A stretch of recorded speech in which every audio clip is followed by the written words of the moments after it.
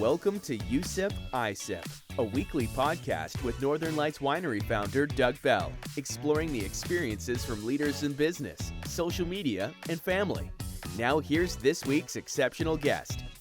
Hello, my name is On The Brink, and we are in our studio, a podcasting studio in Prince George.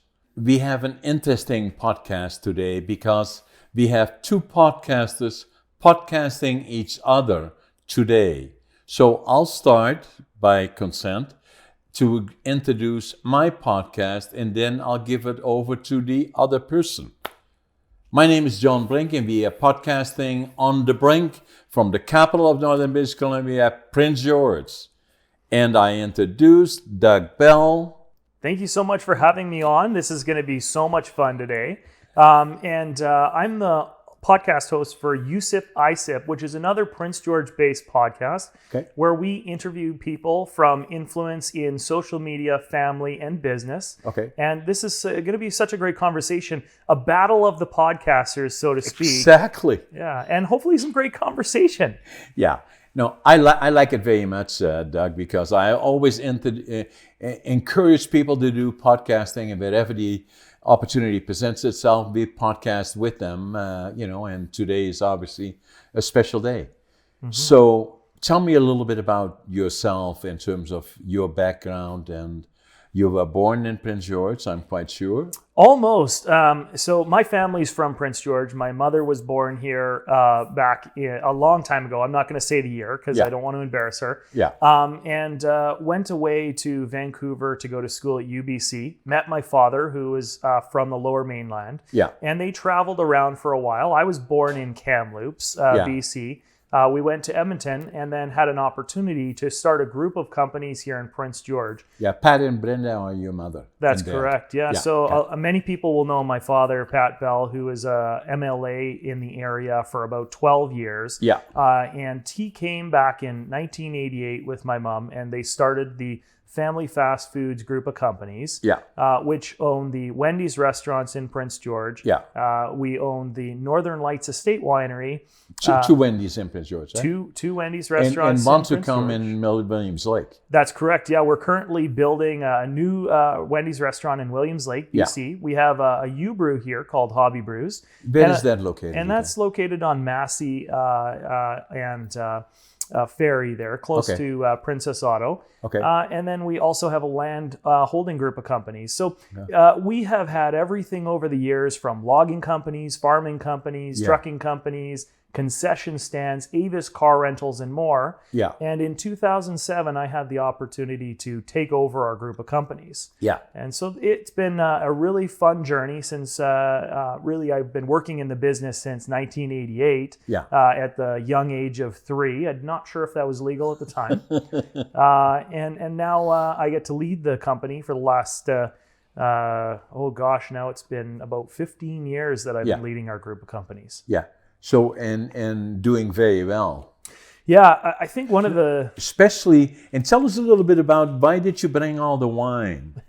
Well, I mean, podcasting is more fun with wine, right? And that has been great. No, we actually developed out a concept to build Northern Lights Estate Winery, which is Canada's largest fruit winery. We started building on the concept in 2010, 2011, and actually completed construction and opened in 2015. And initially, we thought this would be a pretty niche business where we would make some wine in the winter, otherwise take vacation and holidays, and then sell it in the summer. And it would be a nice little add-on business to our portfolio. But what happened was we opened the business in 2015, sold out of wine in about 2 weeks, and started getting requests for orders. That sent a message, right? Saying, hey guys, we like what you're doing. Yes. And it was really exciting to see the reception we received, not just from locals inside the northern BC area, but also from all around BC, all around Canada, and even the world. I mean, we have requests for our product in Texas and South America and China and very many places. I was talking to your dad, he was a good friend of mine for many, many years. And, and I said, you build the winery and the restaurant was fabulous. And absolutely a beautiful, beautiful place, but it's on the wrong side of the river. There's nobody there on that side. Well, it's Was fun. I wrong or what? Eh? When we were building Northern Lights Estate Winery, most people thought we were dreaming, but they didn't call it a dream. They called it a delusion. Delusion. Right? And as we started constructing and building, people were surprised to see the success, but we were never surprised. Yeah. And so what we've been able to do since that point forward is just showcase and expand out the idea of what entrepreneurship in Prince George can be. But really, like, you are the beginning of the entrepreneurs in Prince George. I mean, not the very beginning, of course, there's been people for a long time. Yeah. But when you talk about success stories, it was people like you that we looked to for that influence and understanding that the road is never going to be easy. However, when you work together and you look for a community that's so supportive like Prince George, you can accomplish a lot. Yeah. And that's what we've always really admired about you and how you've built your own business. Right. And still am, even at 82, right? So we're still poised to grow and getting bigger. And then we love Prince George and the region and all the potential as you do and this, amazing British Columbia. How lucky we are, right? Yeah. Yeah, and I've always wondered from your standpoint, because you've seen so much change in the city over the years. And for me, I mean, I've been here since 1988, so I've seen a lot, obviously. And unfortunately, I'm getting a few gray hairs here. Yeah. I'm working my way up. That's a good sign, Doug. I think that it shows a little bit of experience anyways. But I'm curious from your standpoint, has there ever been a better time to be an entrepreneur in the city, or what's different now? Because it seems like there's more excitement here than there ever has been. Yeah, that's a good observation, actually, and a good question. Is that I believe always that Prince George had huge potential. Even when I came here in July of 1965, with my one suitcase, 2 books, 2 sets of clothes, couldn't speak the language, didn't know a soul, didn't have a job. I counted my money, and it was at the Greyhound station about 2 blocks up this way, and I counted my money at least 2 or 3 times. I had $25.47. But I had a dream. I was going to build a lumber mill. And I did, but it took me a long time. But I was convinced that this was the area to go. And then the other part, that we were liberated by the Canadians on April the 12th, 1945. And I was only 4.5, nearly 5 years old. And it made such an impression on me that from that point forward, I knew I wanted to go to the land of my heroes, Canada. And I always wanted to do that. And then I was going to go when I was 17, and my parents wouldn't let me. I was drafted into the Dutch Air Force for 2 years, mandatory. And then I finally could go to Canada when I was 24. And so when you first arrived, I mean, it was known in particular in the United States, it was the land of opportunity. Yeah. Canada maybe less known, but very similar in terms of concepts. But Prince George was very small back then. Yeah. I imagine that, maybe some people would be frightened off by that. Maybe there wasn't as much opportunity because it was so small. Yeah, and that's, again, a good question, because how did I get here is that my dad was managing a small lumber company. My grandfather was a master carpenter, and I never got to know him, but I admired the stuff that he did in churches. All the carpenter work that goes into building those kind of places took a specialist, and he was that. But he died when he was 45, and I never got to know him, but I knew him through his work, and it always impressed me. So I was not good in school, so I went to work when I was 14. Was trained as a furniture maker. And so lumber was always on my mind. So going to Canada, I kind of felt that because of my lack of education, formal, I failed grade 3 and I failed grade 7 3 times. So they said, okay, what we're going to do with this guy, Send him to the mentally challenged school, or do we get him a job? So they sent me to a furniture factory. I became a furniture maker, but still had that dream of going to Canada and kind of felt I had failed in Holland for myself. And I had to prove to myself that I could do things, right? And so I had that dream of building a lumber mill, and I knew enough about Canada that BC is the place you want to go. That's where the timber is. That's where the mill, lumber is. And so when I came to Vancouver in late July of 1965 off the train, I went to the immigration department, and there was a German fellow that I told I could speak German, I could speak English, and I told him what I wanted to do. He said, Prince George, go to Prince George. That's how I came here. Den was a boom town. You know, it was kind of the place that you said, okay, when did you come here and when are you leaving, right?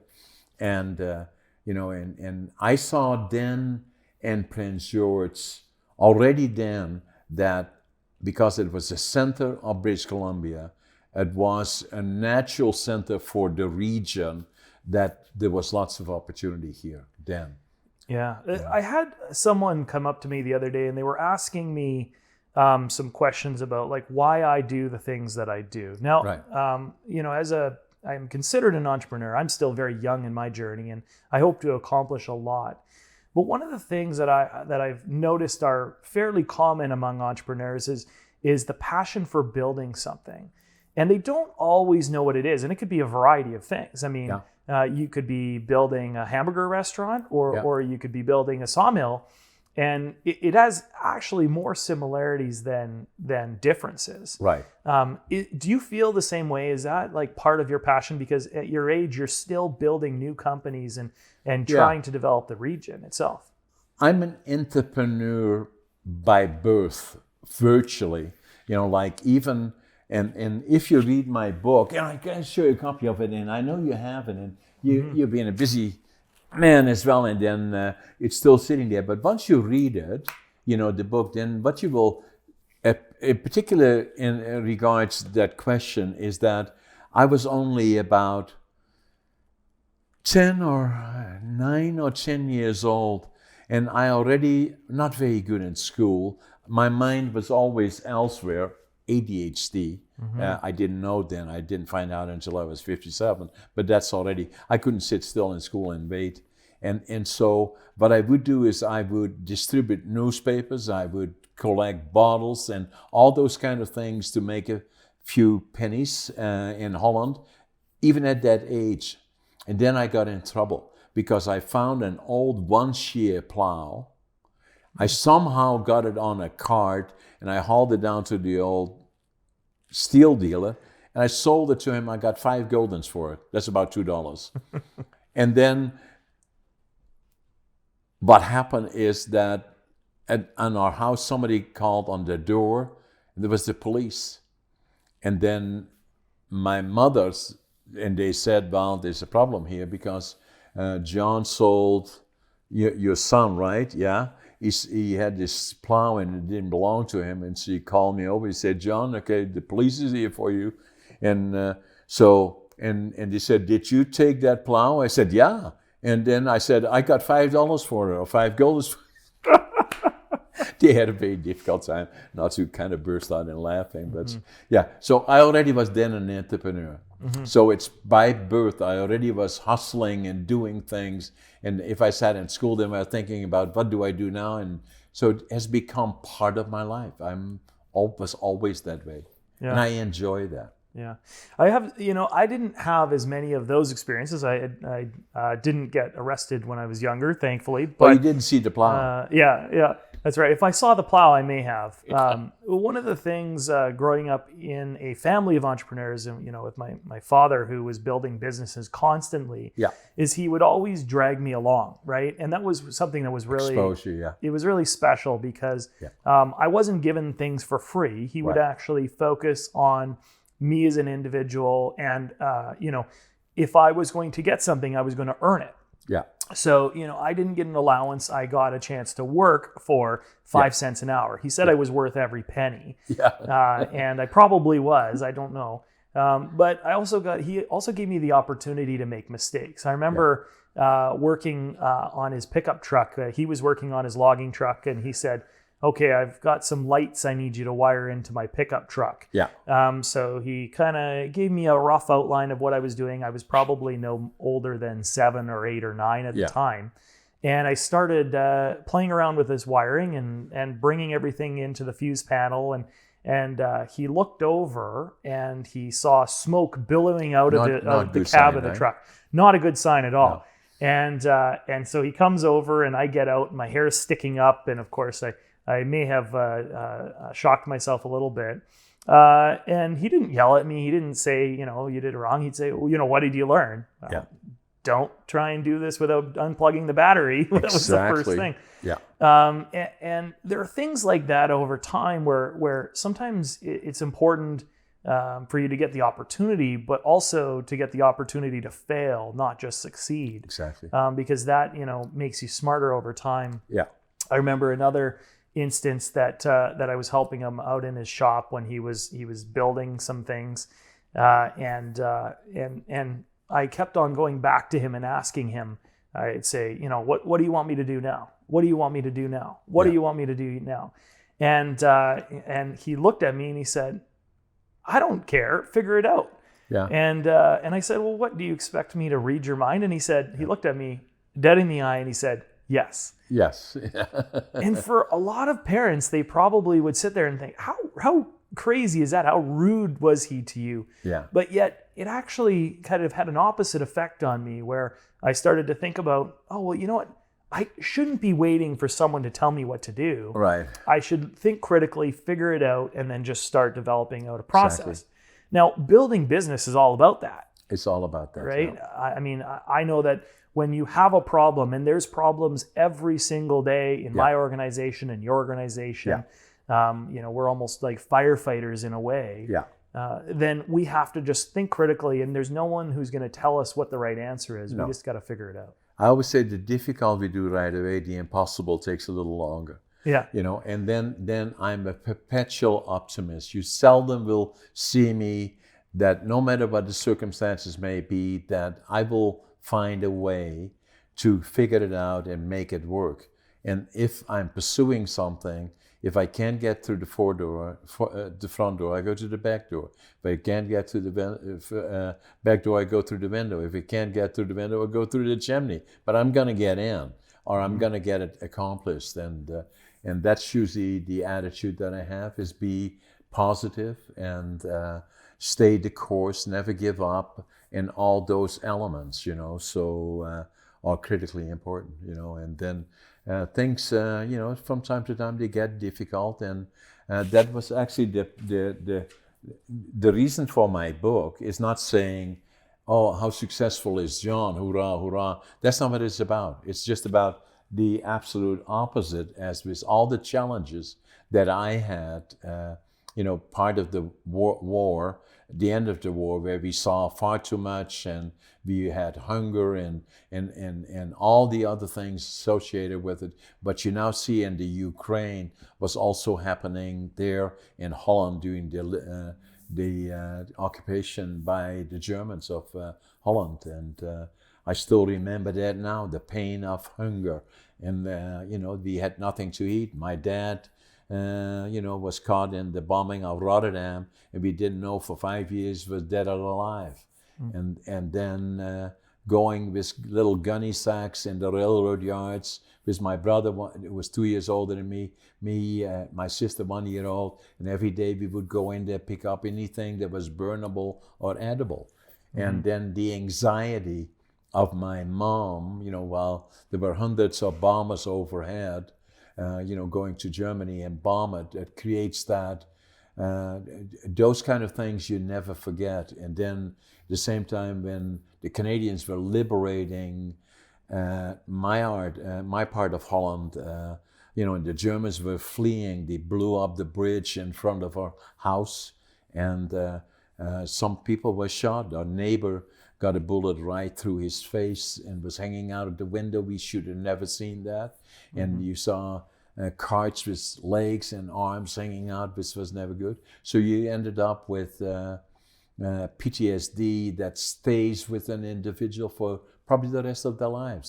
And then, the fear of losing that protection of the mother, who was the only one there because everybody else had no time for you. They were too preoccupied to keep their own self alive, and the issues around the inner child, and then later on having, in addition to that, recognizing was not successful in school, but not until I was 57 that I found out ADHD. But then all along that way, going to Canada, starting over new, right from the bottom up, knowing that, proved to myself more than anybody else that I could do it. And obviously it involved all kinds of challenges. That's what this book is about. It's about that people say, well, because of this, that, and the other things, I can't do that. Or this is the reason that I will not be successful, or all those kind of things. And I say, no, that should not be. Yeah. I'm writing another book right now that is also on the same subject, the finding your passion, living the dream. And that's about people that either already have a dream fairly early in life, like you and I had, because of your dad and what he showed you. The same with my parents. My dad, was in the lumber, and my grandfather, and so that already was my passion. But so many people, are not sure, what do you want to do? I don't know, and then, the earlier you have a direction, you meaning the general public out there, in life where you want to go, the more you can focus on that, the better you will become at it, likely. If at some point, which happens to people, you make a mistake, so many people in terms of choices of careers, so many people, say, I hate my job, and can you imagine if you hate your job, it affects everything around you. So that book is coming out in next July. Yeah. And you have been so generous with sharing your experiences and your knowledge, and really trying to do it for a benefit of other people, not necessarily for financial return. Right. You've got the two books, of course, Against All Odds and ADHD Unlocked. And what's the name of your new book coming out? The title is not quite sure, but I believe it will say Finding Your Passion, Living the Dream. Right. And so when you're creating these books, and I'll kind of stick on Against All Odds, because I think the principles in there are so simple, yet they are applicable to everybody. Correct. Right? Yeah. Are you writing it as in you're trying to reach maybe your former self, or are you trying to reach today's individuals? Because of course, people growing up today didn't have the same experiences that you had. And in a way, that's actually created maybe a disadvantage for them, because they didn't have the challenges they had to overcome to understand what hard work would be to achieve their great success. Yeah, and I think, the good question is that I do it for those and others, likely, that the challenges that I had and the difficulties became to me an asset more than a liability. If without that, and not being very good in school, and already starting work with my hands when I was 14, gave me a huge advantage here in building my mill, physically being involved in and all those sort of things.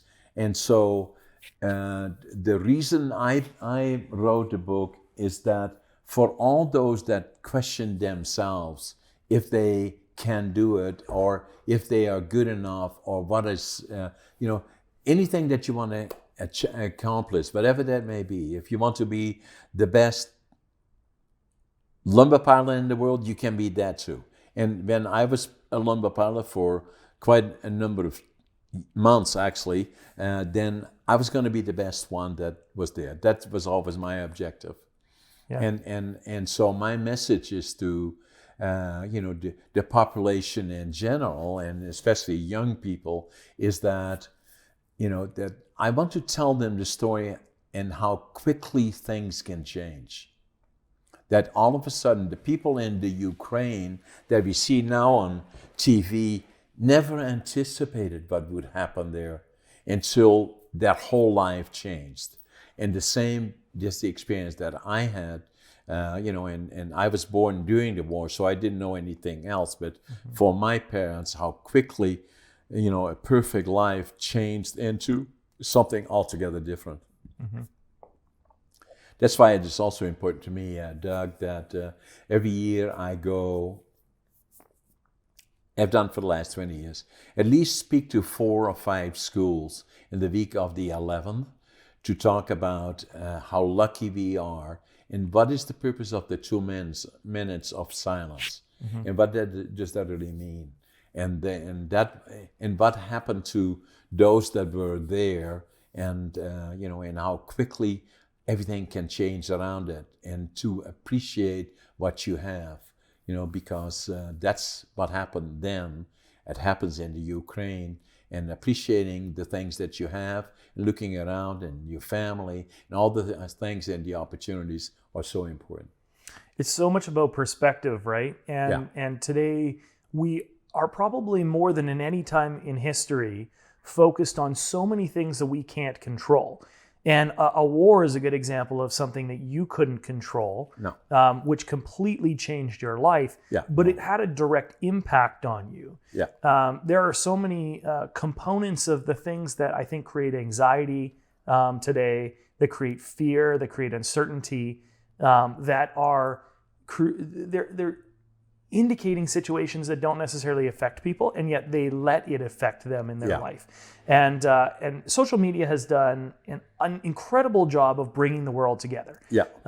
And we are able to see and hear so many different perspectives. There are obviously lots of people who don't agree with the way that has been moderated, and that's understandable as well. But now that we are so focused on what's happening externally to our own lives, we're also creating scenarios where people are less fulfilled with what is happening within their own self. And so how do you challenge people to overcome these obstacles and make sure that they keep in perspective what really matters to them? I mean, obviously family, friends, and the things in your own community.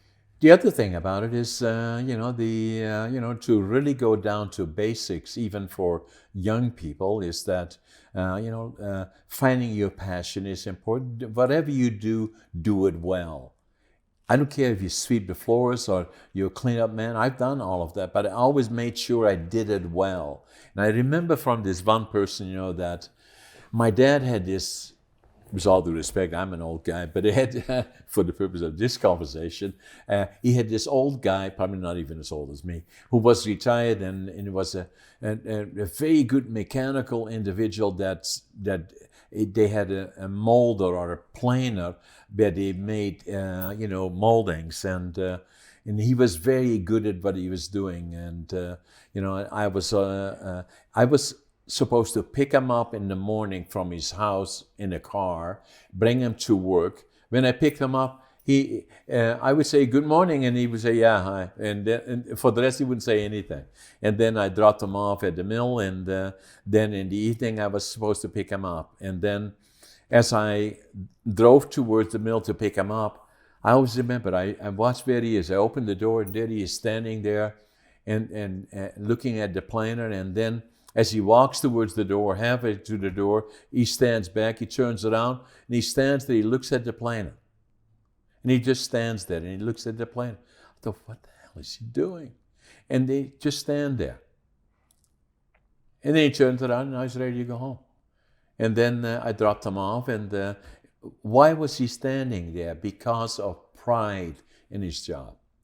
So before he left, he made sure that he polished up the planer, and he made sure everything was in its place, and he was standing there contemplating what he had done that day and was getting ready mentally for the next day. That's what is pride. And I say to younger people and other people, enjoy what you're doing and do it well, because it is so rewarding if you do. And if you aspire to a job, whatever that may be, then enjoy it. If you don't like the job or your career, hence follow your passion, living the dream. That's the whole idea. Create that passion, because if you then enjoy it, then all the people around you enjoy being in your life. If you hate it, you go home and you take it with you. You hate your job. And then, but I say, find your passion, living the dream. And the process sometimes in finding it is that somewhere on the way you can say, you know something? I really don't like this, Doug. So what I'm going to do is have made a decision. I'm going to go back to school. I said, first class. That's what you should do. I've seen this so often, and for myself, my friends, my family, but in particular, I see this often with employees, Barry, because as an employer with over 170 employees at any given time in the city of Prince George, I get to see a lot of different personalities. Right. And one of the things that has occurred, I think, over the last few years, and this is in no disrespect to any generation, because I don't believe in, as millennials or Gen X, or no one is lazy. It's like we've set them up in a way to be successful or unsuccessful ourselves. But one of the things that there is a little bit of impatience now in the work culture that we want to get to a certain level faster. Yeah. Right. And so we sometimes we believe that we can skip past a few steps that you need to learn to gain experience to be able to do things. And what you see often is kind of two different workplaces. One workplace where you have people working there just because it's the most amount of money they can get, or they don't have any passion in it, but they believe it will bring them the lifestyle that they are so wish, yet they're not passionate about the work, and therefore over a period of time you see that reflected in their work. And then there's another type of workplace where people are very passionate about what they do, and so they're willing to work a few extra minutes at the end of the day. They take a lot of pride in what they're doing. They spend more time, honing their craft and working with their employer to develop into, a greater person. And that is reflected in their home life, and it's reflected in their work life.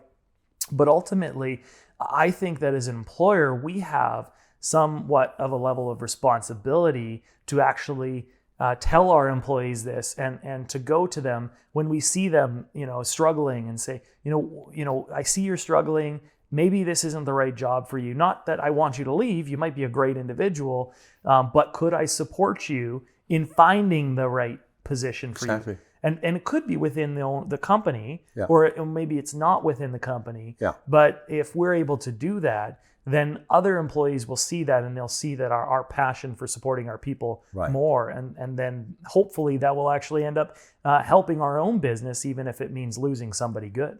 It's again a form of management, right? But I've always believed, I'm no different than anybody else. To me, I have to go to work. I enjoy my work. That's what I do, the same. I'm just part of the company. It always starts with me. I respect everybody. And that does not mean to say that I don't take my management job serious. I would say there's two me's. One, I own the company, and the other one I'm managing, and I do a good job of managing. But it always starts with respect. I have no in terms of genders, in terms of no prejudice in any form, whatever that may be. I will always respect people as a foundation, and at the same, we demand the same in return. And that's the culture of the company. And everybody that knows me knows that that's what we do in our companies. And at the same time, if I can help in terms of making choices, either directly or indirectly related to the company, I always say they should be free to ask questions. If you see something in the company they don't understand, my door is always open. Just ask me, as to why are we doing whatever we are doing, so that at least I don't want anybody to go home and then lay awake at nights because they don't know what is happening in the company. What are we doing? Because we are their peace of mind. That help them in meeting their commitments, and And I think we owe that to an employee, Yeah, I agree entirely. And I think that statement, open door policy, is one of the most misunderstood or misused forms that a company has. Every company out there, I don't care what company it is, will tell you they have an open door policy. Right. But it's actually about how it's implemented. And I had this instance even more recently where I've had employees going through an exit interview or talking to them later on, and them saying, well, hey, like you have an open door policy, but then here's all these things I didn't tell you. And so what it's taken back to me is that I actually have to instigate that open door. A lot of times it's actually not about them coming through my door, it's about me going through their door. And so I've made a much more concerted effort in the last few years to really go to each of my employees or each of the key employees and ask, like, how are you doing personally? Like, how are you doing professionally? Do you have the tools you need? What would you like to accomplish? What would you like to see happen? And sometimes that changes. Like when you meet someone and they're young and they're excited and they get into the company and they start going down their journey, they may have the wish and the desire to take over the company. And so they will work really hard and they'll do everything that you ask of them, even more. And they take a lot of pride in their work. And then after a couple of years, you might see things are kind of sliding a little bit. And you go back and you talk to them and you say, do you still really want to get to this place? And they'll say, well, you know what, I'm married now and I've got children and I need to get out of here by 4:30 to make sure that I can go to this sports event or make sure I can put them down to bed at night. And so they change over time, and it's up to me or you as leaders to actually meet them where they are and find out ourselves, not wait till they come to us. There was another thought that came to my mind this morning. I was thinking about how often over the years I've heard somebody tell me that, I'm leaving my company because they didn't promote me. And I would often ask them, like, did you talk to them? Do they know that you wanted to be promoted? Mm-hmm. And I found that often, this is for many of my friends and even myself at times, although I've been fortunate to be the leader of the company for a long time, that they will believe that you should know these things. How could they not know? Or, I've worked here for so long, I should be moving forward into the company. And often there are kind of two things that I've found that are mistakes that are made from the employee side. And generally that's because it hasn't been communicated well enough. Number one is you actually have to talk to them. You need to tell your employer what your desires are, where you want to go, what you want to achieve. And then it's up to them to actually tell you how you're going to get there. Right. And so great leaders will already know these things, or they will reach out to the person and find out on a regular basis. And then the second thing, and I think this is a little less understood, is that most of the time when people are trying to get a promotion, I have found that they actually are trying to impress their boss. All of their attention and focus is on impressing their boss, when the fact is that most if not all of their attention and focus should be on their key employees, either below them or at their level, right, and creating a success within their organization on what they can control. And by doing so, their boss is going to actually acknowledge them and they're going to notice them because they are doing so much more for the company by supporting the people within it, rather than just trying to focus on the person above them and impressing them by doing whatever they want. Yeah. And I think these two things could be implemented by almost anybody to create success within their organization, and then they will be rewarded by promotions. Yeah. And I agree with you. And, but I usually say inside a company, sometimes, because there are so many employees in so many different locations that having direct contact sometimes is difficult. Mm-hmm. But then it becomes important to make sure that the managers in those different departments make clear that the avenue to success in the company is this way. And then the other part that I usually say to people is that the cream always comes to the top. It doesn't happen, you came here today and therefore tomorrow there are certain expectations. If you stay the course, keep doing the right thing. To me, it was always important, even when I was piling lumber and couldn't speak the language, for 9 months piling lumber of 4-inch boards by 10 inch wide, 18 to 24 foot long on strips that were dipped in PCBs to a depressed mold. I was soaking wet from the toes to the top of my hair. I knew it would take just a matter of time until I would be noticed. And so, how I did make the impression is simply because I was there every day. I came early, I left late because I always wanted to make sure my work site was clean. And when I became a supervisor of the green chain, then I made sure everybody's location didn't make me popular, actually. And then I became, my objective was to become a lumber grader. The next stage was to become a sawmill foreman. And within a year and a half from staying here with my $25.47, I was a superintendent of the mill. Wow. And then another year later, I was a general manager of a sawmill in Watson Lake, Yukon, of all places, and part owner. And then, so what I'm saying is, what you're saying is absolutely correct, is saying that my philosophy has always been cream will come to the top, so that then for me personally, as I pursued my career in different places, is I needed to get on the picture.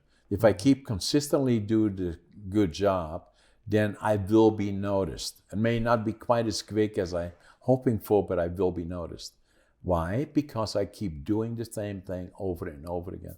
Mm-hmm. And part of that is what I say in here, which is important, that has always been the foundation of my life. Attitude, passion, work ethic, what follows is success. Mm-hmm.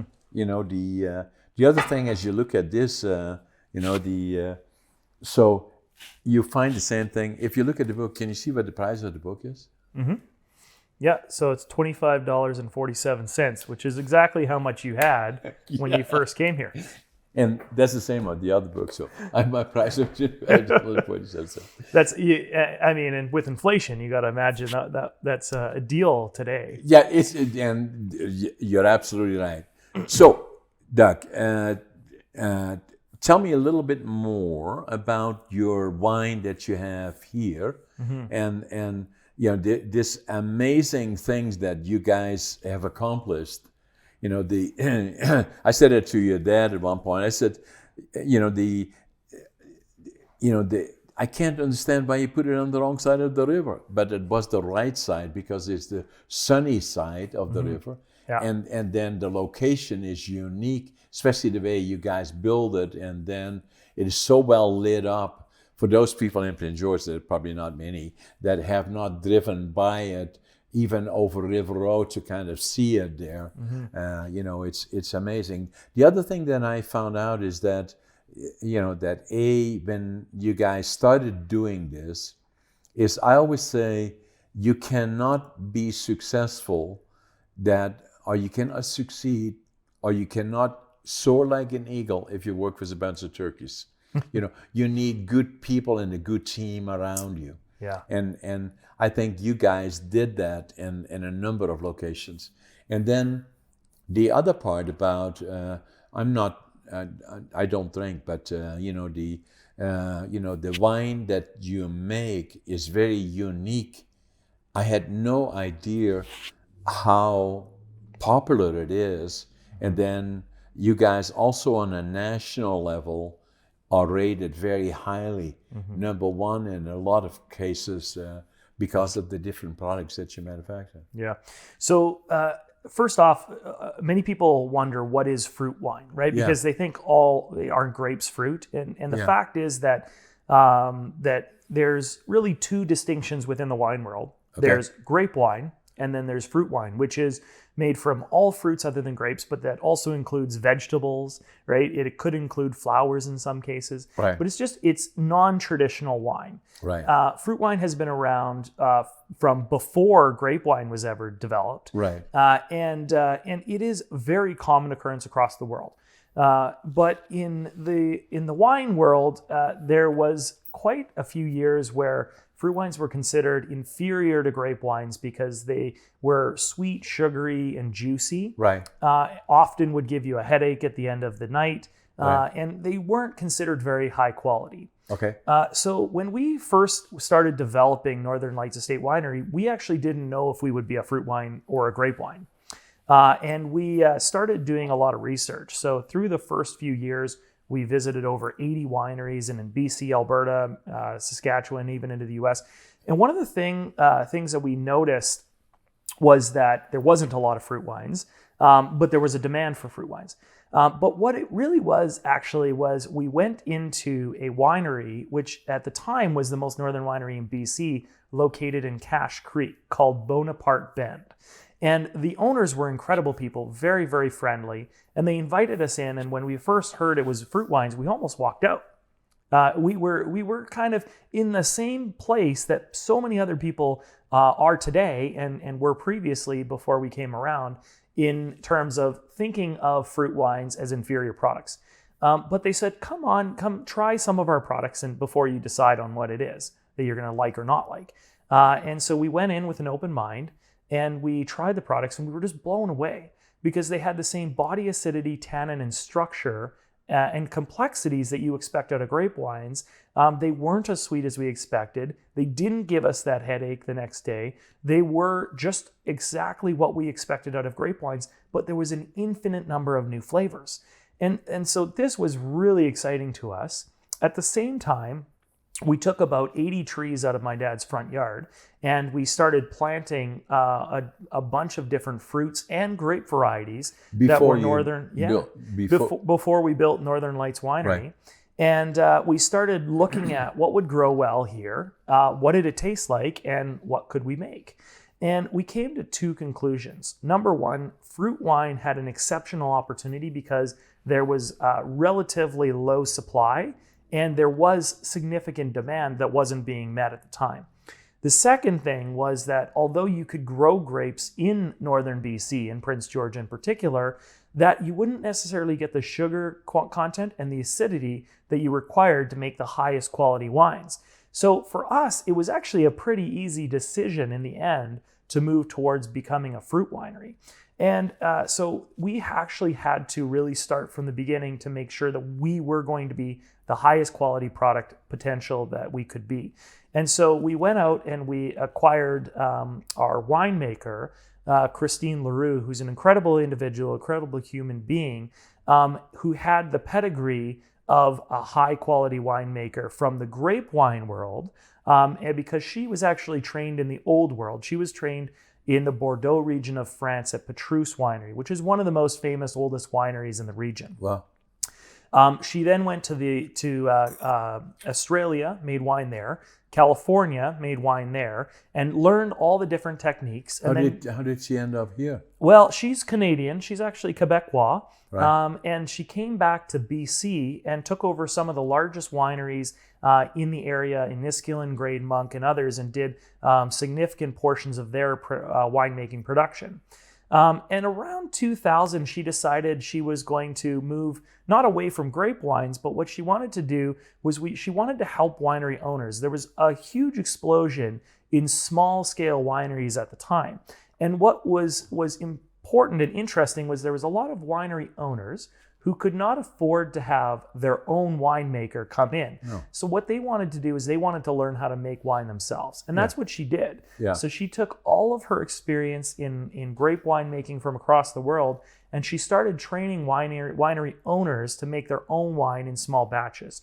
One of those owners was Miranda Halliday from Elephant Island in the Naramata Bench. And that was previously the largest fruit winery in the province. So she started playing around with fruit wines, and she found that she could do all of these things that she was doing with grape wines, with fruit wines, and create that new expectation that people had. And so fast forward 15 years later, we were out looking for the highest quality winemaker we could, and she put up her hand and said, I'm going to help you do this. And where was she then? Yeah, she was in Penticton, and she still lives there today. Yeah. And what was interesting was we came to her with our amateur recipes that Pat and I had been working on for the past few years. And we said, okay, we need to do this, but we need to now do this on a much larger scale. Yeah. and with the quality people expect from the VQA or the Vintners Quality Assurance within the BC wine sector. And she said, let's do it. And we just got to work. We started working with the recipes. Did she come to Prince George then? She comes to Prince George often and started training me and later on our director of operations, who was employee number 1 with our company and is now a partner in the business, Noemi Touchette. And over time, we were able to develop these recipes that I think just blew people away when they tried it for the first time because they weren't expecting it. So, I mean, when you think about high quality wines, one of the biggest things that people are looking for is the experience that they're going to have with it. And so when you're drinking wine, what you're actually trying to do is you're trying to create an experience. And that starts with, what is the food pairings? What is the setting? Like, am I bringing this bottle of wine to my partner's parents for the first time? Yeah. Am I bringing this bottle of wine to a friend's house for dinner? Or am I just doing it for a girls' night? And each one of those experiences are created and enhanced with the wine. Yeah. So I see wine not necessarily as a product, but as an experience. And so what we've tried to do is create a portfolio which can interact with each of those experiences in a way that people are going to feel good. So how many different wines you make? So you have 1, 2, 3.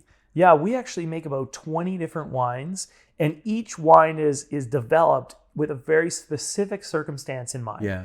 And that could be a specific food pairing. It could be, what type of consumer is going to enjoy this? Is this a younger consumer? It must be quite a process. It is, but it's a fun process because what we find is that over time, we've had to add new wines into our portfolio when we see a market that's being underserved. And sometimes we get it right, and sometimes we don't. So a lot of it is water. Yeah, so what you do when you're making these wines, or any wines in general, is you have to first select the best quality fruit. And I think one thing that's interesting is that most people think of fruit wines as this is a blueberry wine, or this is a rhubarb That's how wine. I would think about it. That's right. But you would never say that in the grape wine world. You would say this is a Cabernet Sauvignon, right? This is a Pinot Gris. And those are just different types of grapes. Right. So first we actually have to go down to the very basics, which is what type of fruit is it? And then what variety of fruit is it? So how do you express that then in the bottle here? Well, yeah, it's very interesting, and it depends on the type of wine. So you'll notice that a lot of our names, like in this case, the Cuvée Noir, which is our red Wine Masters blend, isn't named after the fruit all the time. Sometimes it is. For instance, our cranberry wine, which is extremely successful during the turkey holidays, is named after cranberry because that's the experience we want to get with it. But other wines like our Seduction is about an emotion or a feeling you're going to have. So the strawberry rhubarb wine. That's correct, yeah. Yeah. And so what we do when we're developing out the wines is we really try and think about who's going to drink it, what's the experience we want, and it comes all the way from the name to the variety to the finishing of the fruit. Right. Now, when we're making the wine, of course, we're going to have all of the fruit. We bring it in. We actually have 4 orchards that we own or lease, all the way from Prince George to Chilliwack, BC. Oh, wow. So we're across the province. And then we get the varieties, the fruits, and when we harvest is also very important because we want to get the right sugar content, the right acidity, and the right flavors. And when those 3 things align, we say this is a very good year. This is the best quality fruit we can hope for. Right. We harvest, and then we will actually freeze that fruit for about 6 weeks at a minimum. Is that as part of the process? Yeah, and that's a little bit different than in the grape wine world. In the grape wine world, you're typically harvesting and pressing out fresh fruit.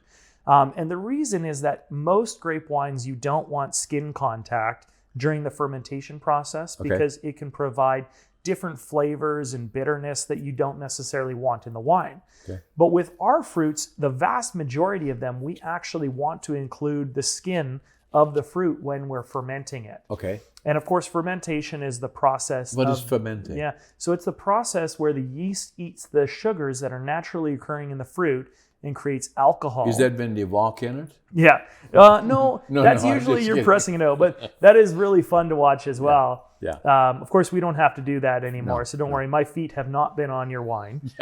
So we do the fermentation process with the skin on. And so by freezing the fruit, we can actually unlock flavors, aromas, nutrients, and colors from the skin of the fruit, which actually enhance the quality of the product we get. Interesting. And so this is one of the differences that we started with when we were learning how to make wine in this new age. Right.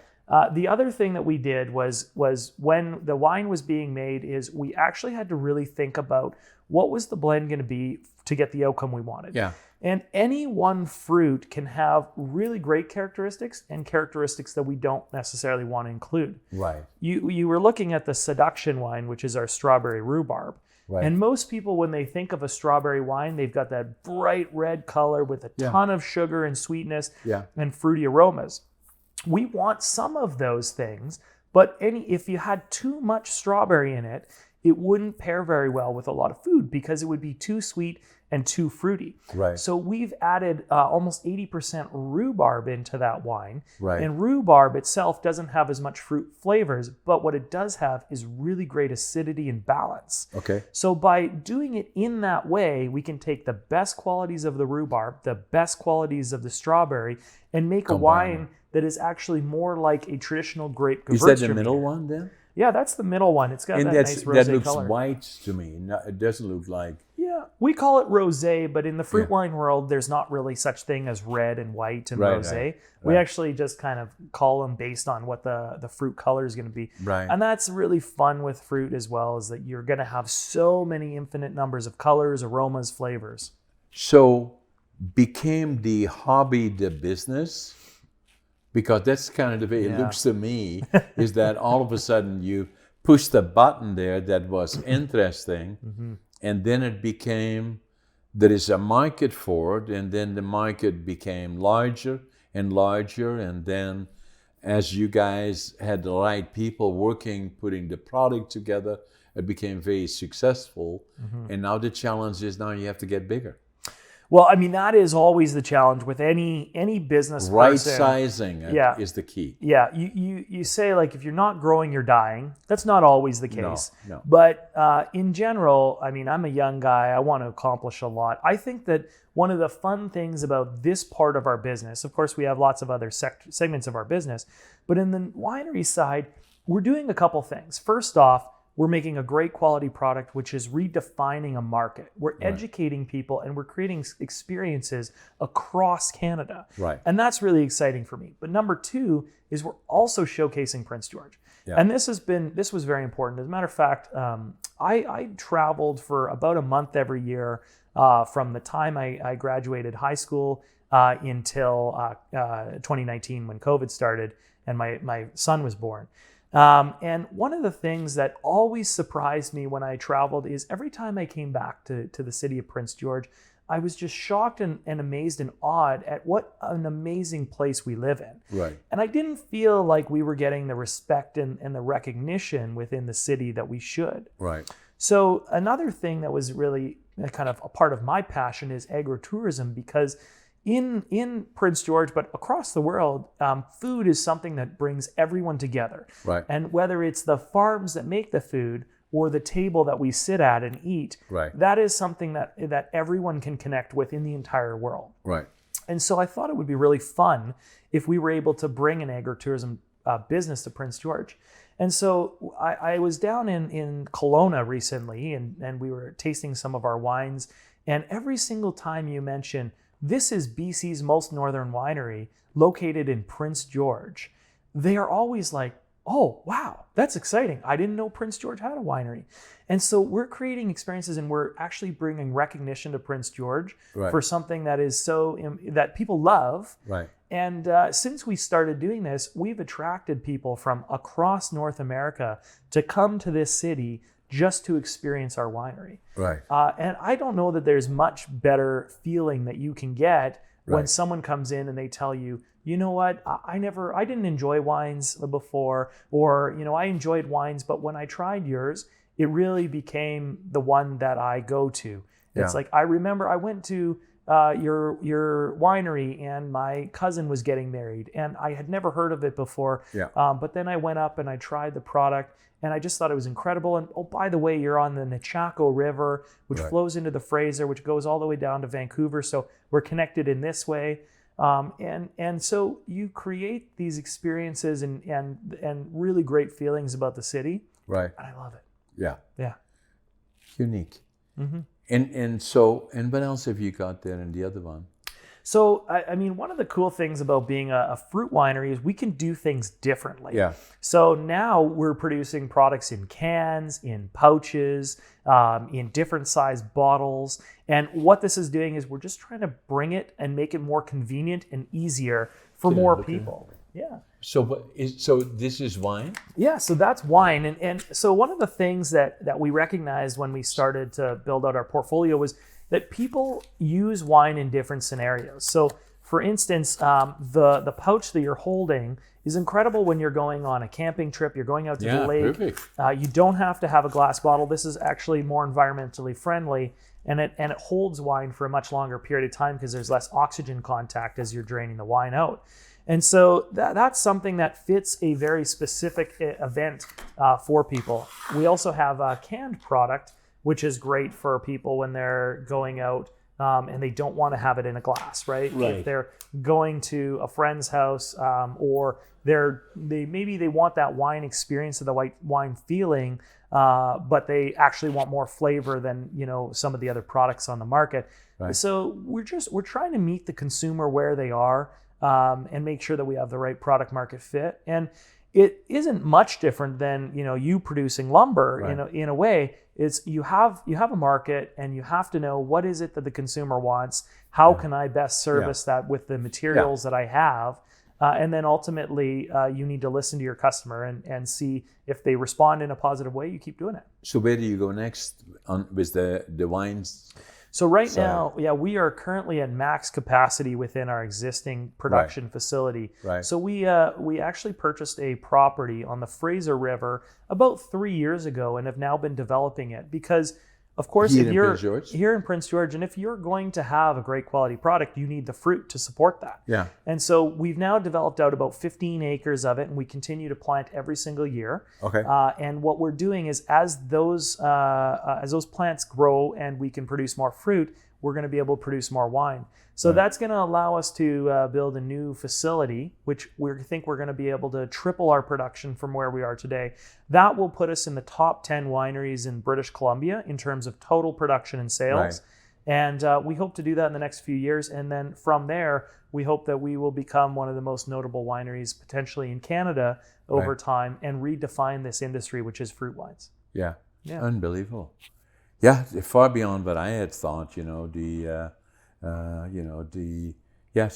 amazing product and amazing success story, really. And all of that for our guest, far and wide, that all happens in Prince George. So, Doug, that then being said, I enjoyed our podcast. I enjoyed meeting you. We had never met really officially before, I don't think. Yeah, we travel in a lot of the same circles, and we've got an opportunity to interact, but never on this level. And it's so much fun when you get into the deeper conversations that we've had today. And I enjoyed your podcast, and and I enjoyed doing it together as a whole new concept to our guest, and and we should stay in touch and kind of stay in touch on the podcasting as well. And then, at least make sure every so often, we try to do something together. Yeah, thank you, John. And it's so much of a pleasure for me to get to interact with you because you are a legend in the Prince George region. And also, I think you're an inspiration to many. What you've accomplished in your career, what you continue to accomplish, I think really tells you that there is no limit. And if you want to accomplish something, work hard and you'll get there.